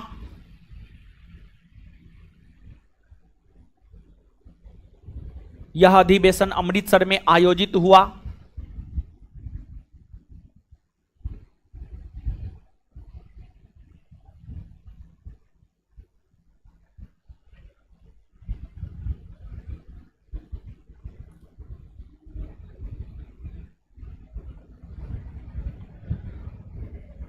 इसकी अध्यक्षता पंडित मोतीलाल नेहरू ने किया।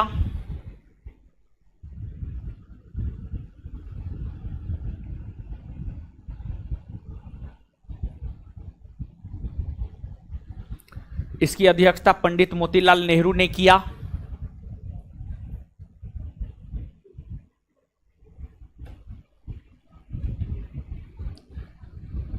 इस अधिवेशन में जलियांवाला बाग हत्याकांड की आलोचना की गई। इस अधिवेशन में जलियांवाला बाग हत्याकांड की आलोचना की गई। इस अधिवेशन में जलियांवाला बाग हत्याकांड की आलोचना की गई।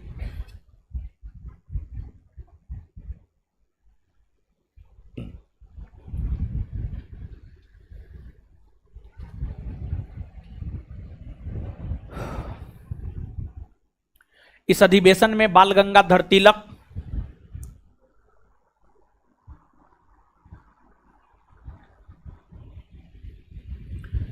इस अधिवेशन में बाल गंगाधर तिलक अंतिम बार भाग लिए थे। इस अधिवेशन में बाल गंगाधर तिलक अंतिम बार भाग लिए थे।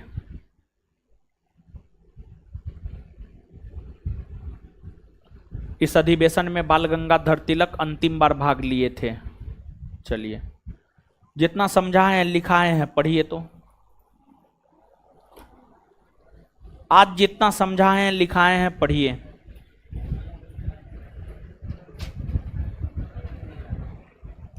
पढ़िए जल्दी। पढ़ने बोले हैं, इधर उधर मत कीजिए। पढ़िए पढ़िए पढ़िए जल्दी। पढ़ रहे हैं? पढ़िए जल्दी पढ़िए। जल्दी जल्दी पढ़िए आप लोग, फटाफट पढ़िए। देखिए इसको क्या कर रहा है। फटाफट पढ़िए, पढ़िए, पढ़ते जाइए।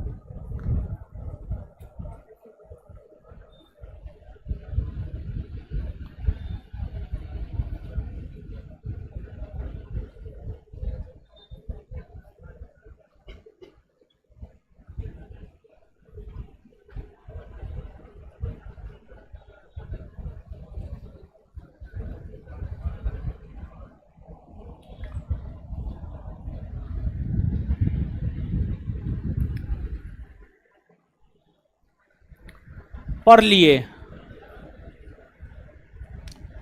पढ़ने वाला पढ़िए रहा है, पढ़िए जल्दी।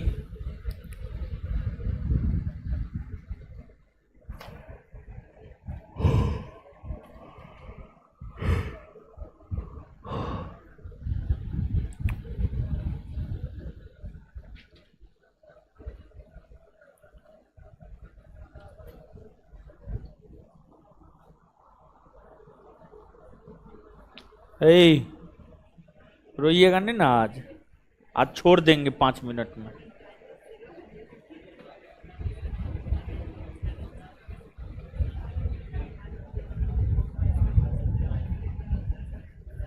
पढ़ लिए, आइए।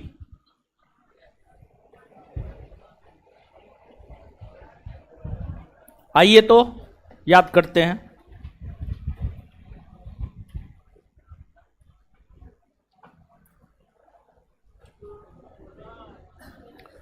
आइए बोर्ड पे।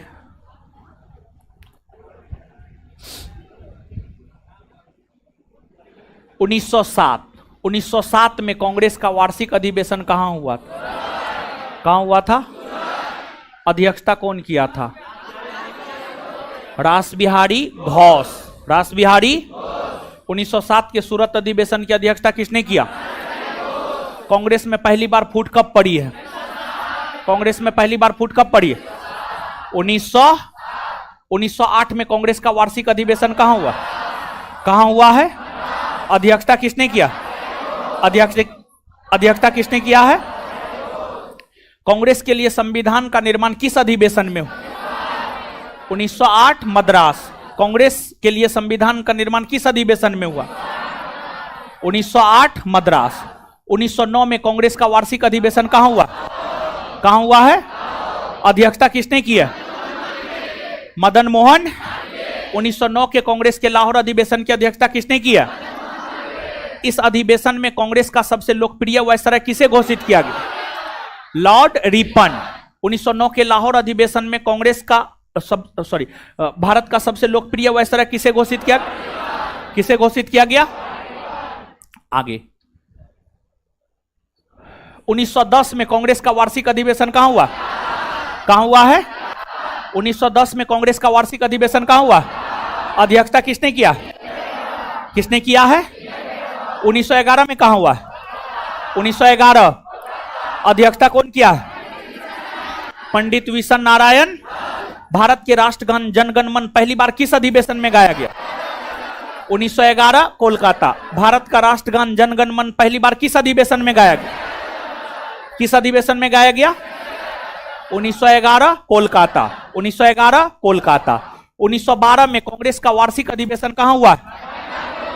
कहां हुआ है? कहां हुआ है? अध्यक्षता किसने किया? अध्यक्षता किसने किया है? इस अधिवेशन में कांग्रेस का जनक या पिता किसे घोषित किया? कांग्रेस के किस अधिवेशन में एओह्यूम को कांग्रेस का जनक या पिता घोषित किया? 1912। 1912। इसके बाद आगे बताइएगा। 1915 में कांग्रेस का वार्षिक अधिवेशन कहां हुआ? मुंबई। 1915 में कहां हुआ है? अध्यक्षता कौन किया? सर सत्येंद्र प्रसाद। कांग्रेस के किस अधिवेशन में लॉर्ड वेलिंगटन भाग लिए थे? 1915 के मुंबई के वार्षिक अधिवेशन। 1915 के मुंबई के वार्षिक अधिवेशन। कांग्रेस के किस वार्षिक अधिवेशन में लॉर्ड वेलिंगटन भाग लिया था? 1915 का मुंबई का वार्षिक अधिवेशन। कांग्रेस के किस वार्षिक अधिवेशन में लॉर्ड वेलिंगटन भाग लिया था? 1916 में कांग्रेस का वार्षिक अधिवेशन कहां हुआ? कहां हुआ है? अध्यक्षता कौन किया? अध्यक्षता कौन किया है? इस अधिवेशन में कांग्रेस के गरम दल और नरम दल दोनों एक हुए थे। कांग्रेस और मुस्लिम लीग के बीच समझौता हुआ था। उस समझौता को क्या कहते हैं? लखनऊ समझौता। लखनऊ समझौता का विरोध कौन किया था? मदन मोहन मालवीय। लखनऊ समझौता का विरोध कौन किया था? लखनऊ समझौता का विरोध कौन किया था? दक्षिण अफ्रीका से लौटने के बाद महात्मा गांधी कांग्रेस के किस वार्षिक अधिवेशन में पहली बार भाग लिया? 1916 लखनऊ। दक्षिण अफ्रीका से लौटने के बाद महात्मा गांधी कांग्रेस के किस अधिवेशन में भाग लिए? 1916 लखनऊ। और 1916 के लखनऊ अधिवेशन में गांधी जी की मुलाकात बिहार के कौन किसान नेता से, किसान नेता से हुई? राजकुमार शुक्ल से गांधी जी की मुलाकात कांग्रेस के किस वार्षिक अधिवेशन में हुई? 1916 के लखनऊ अधिवेशन में किसने यह नारा दिया था, स्वराज हमारा जन्मसिद्ध अधिकार है और हम इसे लेकर रहेंगे? आए? मोहम्मद अली जिन्ना को हिंदू मुस्लिम एकता का राजदूत किसने कही? कौन कही थी? कौन कही थी? 1917 में कांग्रेस का वार्षिक अधिवेशन कहां हुआ है? कहां हुआ है? 1917 में कांग्रेस का वार्षिक अधिवेशन कहां हुआ है? अध्यक्षता कौन की है? अध्यक्षता कौन की है? कांग्रेस की प्रथम महिला अध्यक्ष, कांग्रेस की प्रथम महिला अध्यक्ष। कांग्रेस का पहली बार विशेष अधिवेशन 1918 में कहां हुआ? कहां हुआ? मुंबई। कांग्रेस का 1918 में पहली बार विशेष अधिवेशन कहां हुआ? अध्यक्षता किसने किया? और इस अधिवेशन में कांग्रेस फिर से दो भाग में बटा था। तो कांग्रेस में दूसरी बार विभाजन 1918 के मुंबई के विशेष अधिवेशन में हुआ है। तो कांग्रेस में दूसरी बार विभाजन कब और कहां हुआ है? 1918 के मुंबई के अधिवेशन, मुंबई के विशेष अधिवेशन में कांग्रेस में दूसरी बार विभाजन कब और कहां हुआ है? अगस्त घोषणा को कांग्रेस के किस विचारधारा के लोगों ने मैग्ना कार्टा कहा है? उदारवादी। किसने कहा है? एक बार फिर से बताइएगा, अगस्त घोषणा को कांग्रेस के किस विचारधारा के नेताओं ने मैग्ना कार्टा कहा है? किसने अगस्त घोषणा को सूर्यविहीन उषा काल कहा है? किसने? बाल गंगाधर तिलक। किसने? बाल गंगाधर तिलक। 1918 में कांग्रेस का वार्षिक अधिवेशन कहां हुआ? कहां हुआ है? अध्यक्षता कौन किया? मदन मोहन मालवीय। 1918 की कांग्रेस के दिल्ली में हो रहे वार्षिक अधिवेशन की अध्यक्षता कौन किया? कौन किया? 1918 के दिल्ली में हो रहे वार्षिक अधिवेशन की अध्यक्षता कौन किया? मदन मोहन मालवीय। 1919 में कांग्रेस का वार्षिक अधिवेशन कहां हुआ? कहां हुआ? इसकी अध्यक्षता कौन किया? कौन किया? मोतीलाल। इसके बाद आगे बताइएगा, किस अधिवेशन में बाल गंगाधर तिलक अंतिम बार भाग लिए थे? 1919 का अमृतसर। और किस अधिवेशन में जलियांवाला बाग हत्याकांड की आलोचना की गई थी? 1919 का अमृतसर अधिवेशन। क्लियर है बात? इससे आगे हम लोग सुनिए, एक मिनट। कल आपका क्लास रख रहे हैं, कल आपका क्लास रख रहे हैं और कल मेरा क्लास है। कल कांग्रेस का वार्षिक अधिवेशन खत्म कर देंगे और फिर छुट्टी कर देंगे और उसके बाद होगा तो टेस्ट करवा देंगे इकोनॉमिक्स का। पहले आपका जो टाइम है 5:30 से 7, कांग्रेस का वार्षिक अधिवेशन कल खत्म कर देंगे। कल आपका क्लास, हम अपना क्लास रख रहे हैं, कल आप आइए और कल कांग्रेस का वार्षिक अधिवेशन खत्म कर देंगे। अब बहुत ज्यादा कुछ है नहीं, उसके बाद टेस्ट आयोजित करवा देंगे, समझ गए? और फिर सोमवार से आपका केमिस्ट्री शुरू हो रहा है, सोमवार से आपका केमिस्ट्री शुरू हो रहा है और कल कांग्रेस खत्म कर देंगे। कल आपका एक्स्ट्रा क्लास हम रखे हैं अपना, ठीक है? मिलते हैं अगले क्लास में 1 सितंबर